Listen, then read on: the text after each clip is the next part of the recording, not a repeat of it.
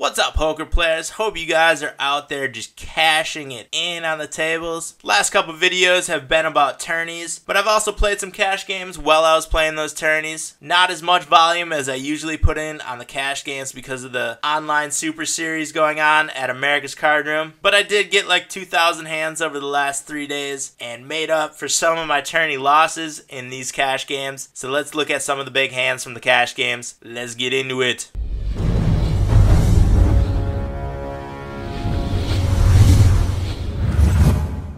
All the hands we're looking at were played on America's Card Room. If you want to join me on America's Card Room, the link is down in the video description. Use promo code DKPoker to receive $1,000 in deposit bonuses as well as 50 tournament bucks. The hands are reviewed on Hold'em Manager. That link is also down in the video description. First hand we're looking at is Pocket Aces. This is the biggest win over the 2,000 cash game hands I was playing during the tournament play. We are at a 100 NL table and we have a min raise from the middle position player who we don't have a lot of info on. We know that this player has been pretty loose over the 108 hands that we have. This player is not a regular, and we get a call from the cutoff player, Drums DJ, who we have 2,000 hands on. Decent player so far, not quite a regular on here, hasn't shown down very well. He's got some room for improvement, but has been playing quite a bit lately. And I did notice that this player had a deep run. We're showing a pretty significant loss over the 2,000 hands on this player. That's not a very big sample size and not something we can judge on him yet, but